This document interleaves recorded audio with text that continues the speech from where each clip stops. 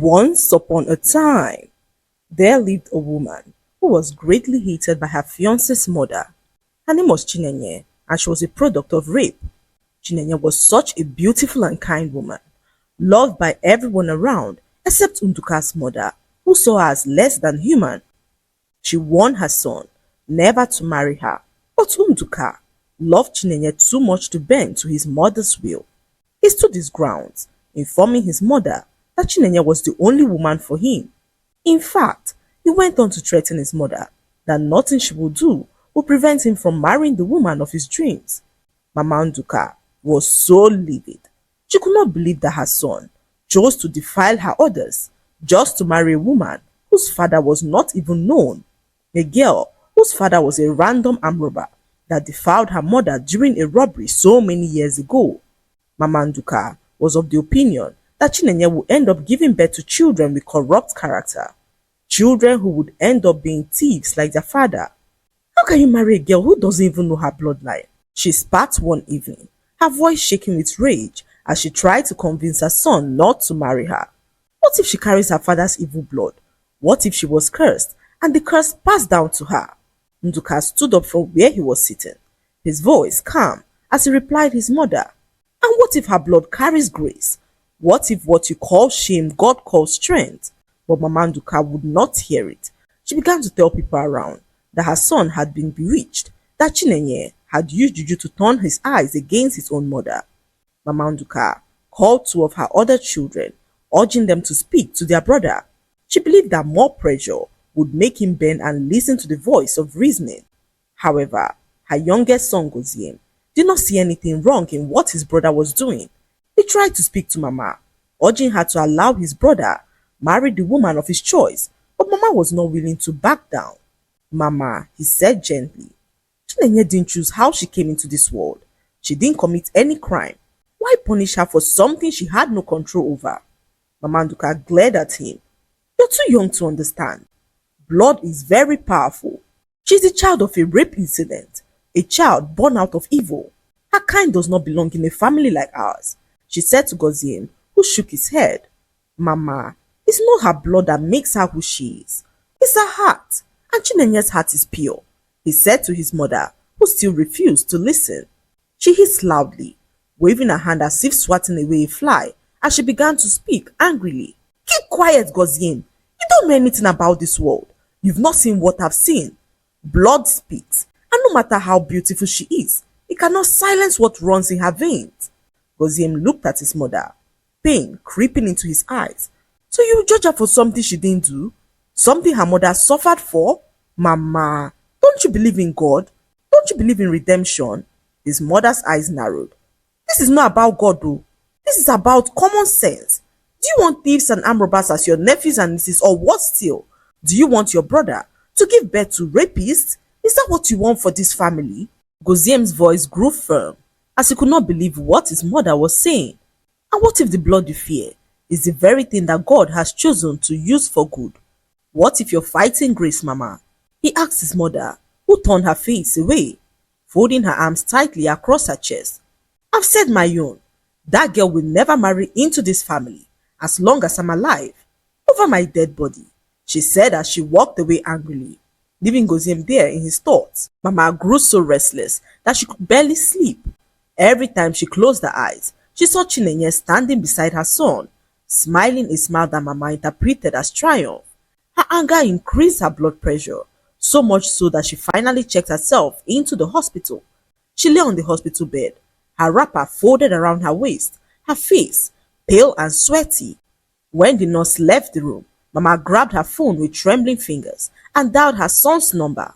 Unuka, she said weakly, forcing a cough. Your stubbornness has finally killed me. Unuka froze where he stood at the construction site. Mama, what happened? My blood pressure is high, she replied, her voice dropping to a pitiful whisper. Because of that girl you insist on marrying. I warned you. I told you her shadow would bring this trouble, but you didn't listen. Mama, please now, Unuka said, already grabbing his keys. I'm coming to the hospital right now. And for what? She cut in suddenly, her voice cracking. To watch me die in shame? To watch my enemies laugh because my son insists on marrying a girl of rape? Mama, stop saying that. Nothing will happen to you. It has already happened though. She snapped, then pretended to cough again. If you still want to kill me, go ahead. Marry her. Let me be the one sacrificed so that I can bring disgrace into this family. Mama, stop saying that. If you love me, she whispered, end this relationship.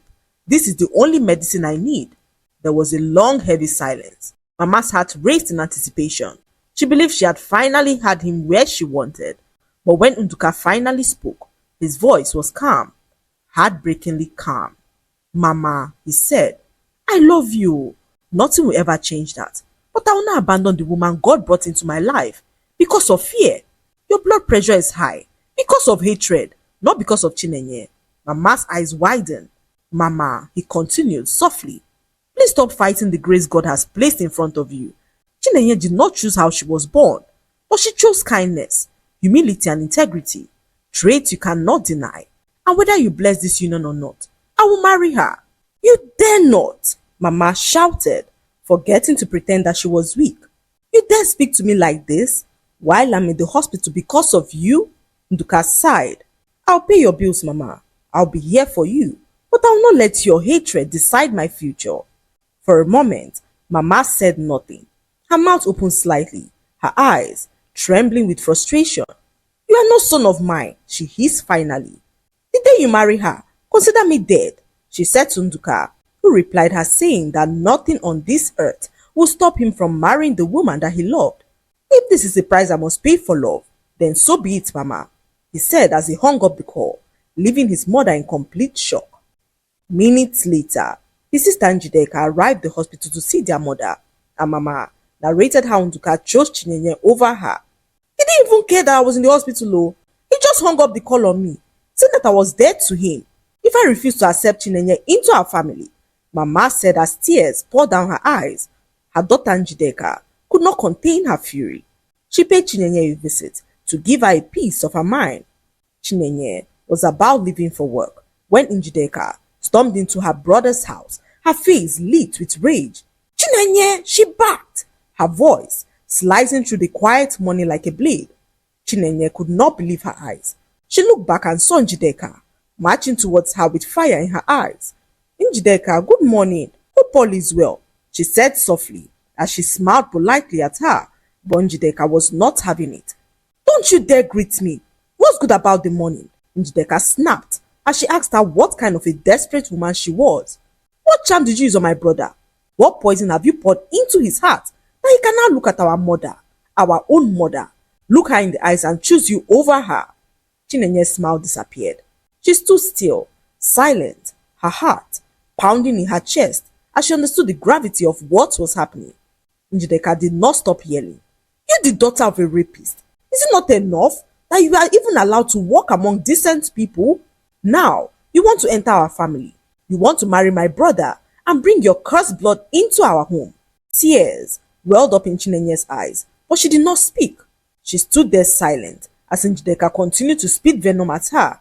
I've never seen this kind of witchcraft in my life, Njideka continued, fuming in extreme anger. You're pretending to be humble, but I know girls like you. You want to wear our name and spoil it with your shame.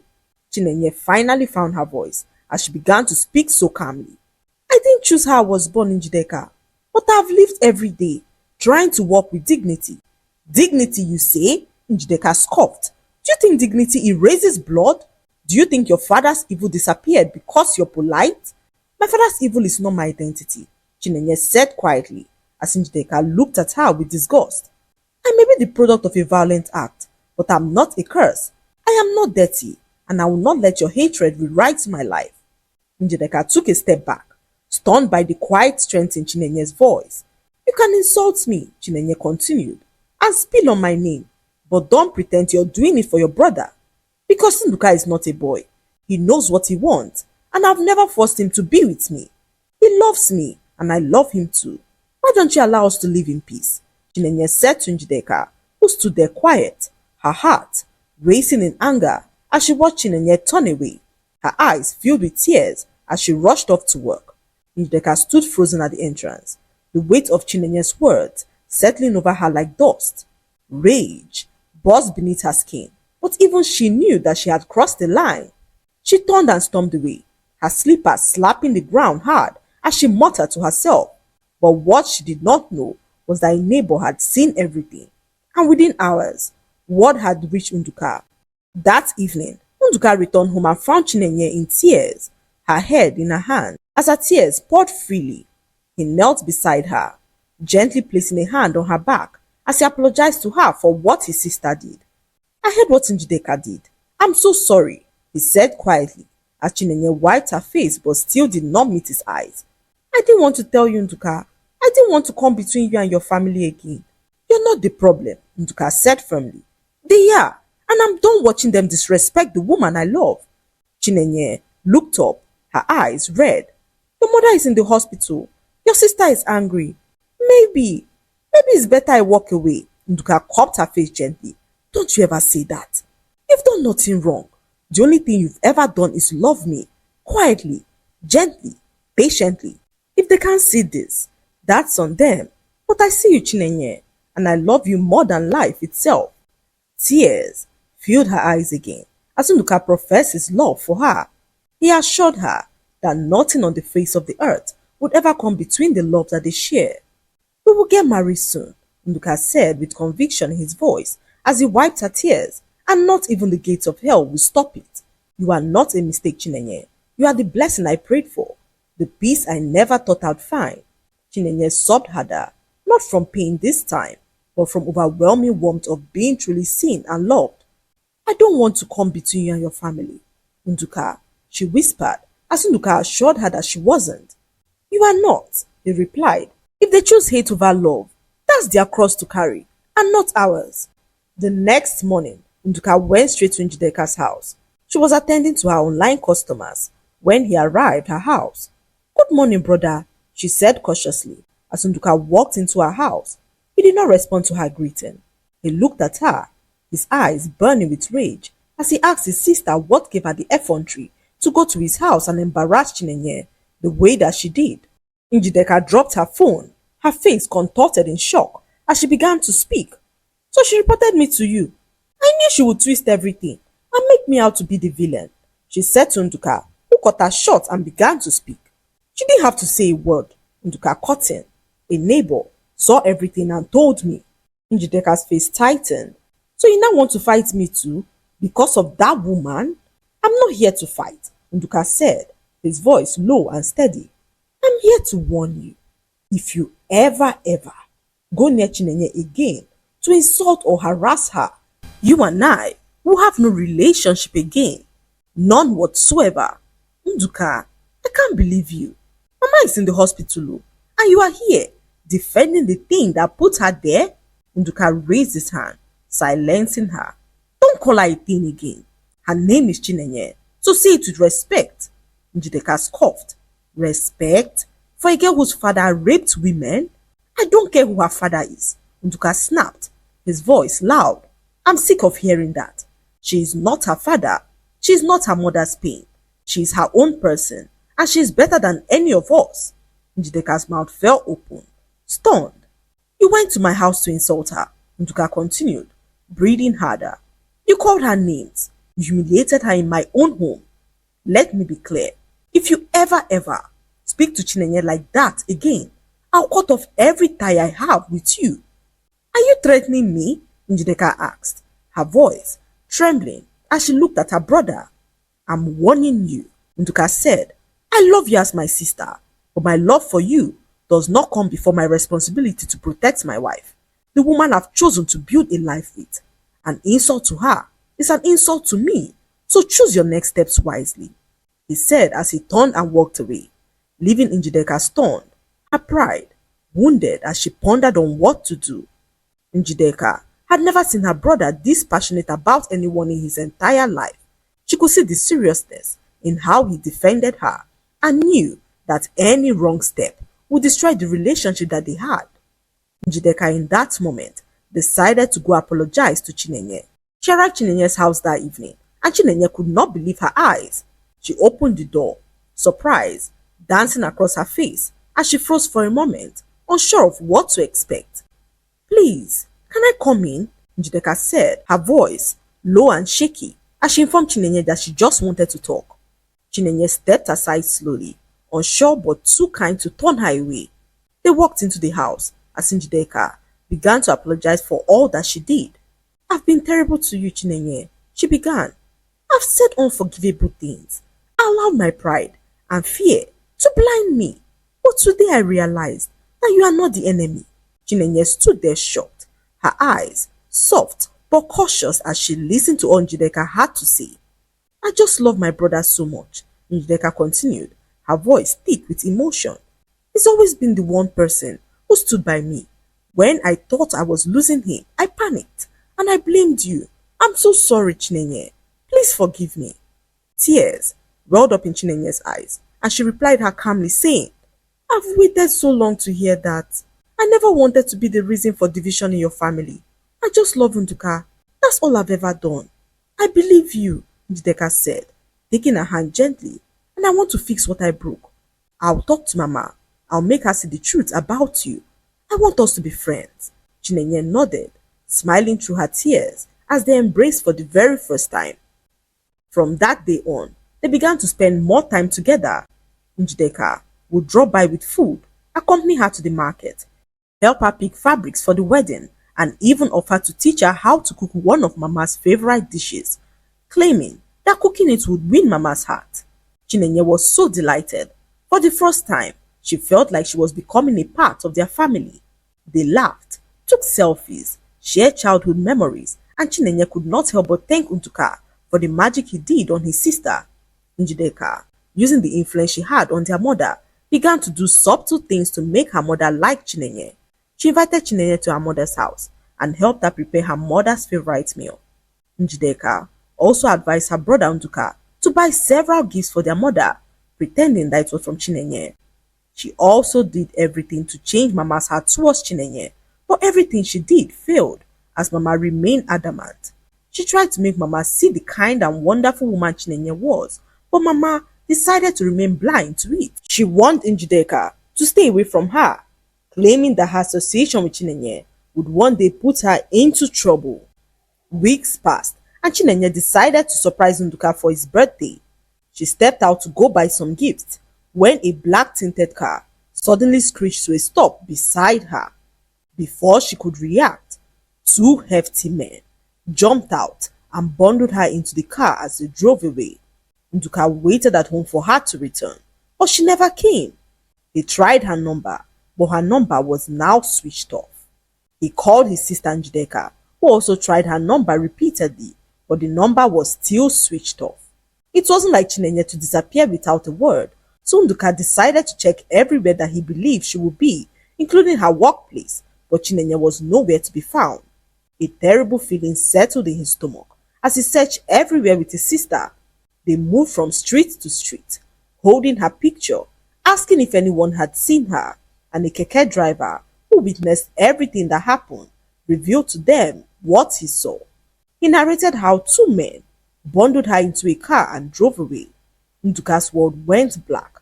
He returned home and collapsed to the floor, his hands in his hair as he blamed himself for all that was happening.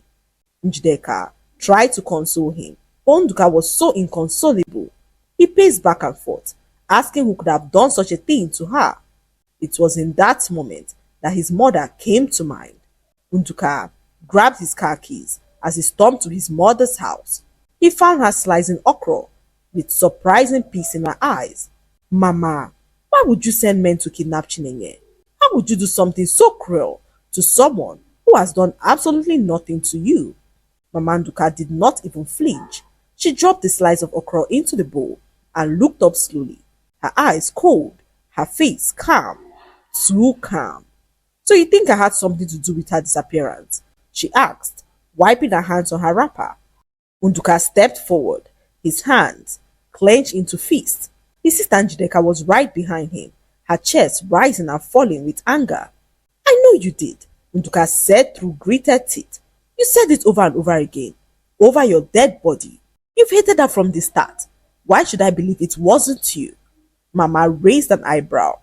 "You come into my house to accuse me? Me, your own mother?" "I came to get answers, Mama," Unuka said, his voice trembling. Tell me where she is, Mama. Tell me now, or I'll call the police. I don't care if you're my mother. This has gone too far. Mama scoffed. Call them now. I'll say she ran away. Or maybe her father's blood caught up with her. Maybe someone she wronged came back for her. Why are you looking at me? Mama scoffed. Njideka's voice broke as she stepped forward. Mama, please, if you know anything, say it now.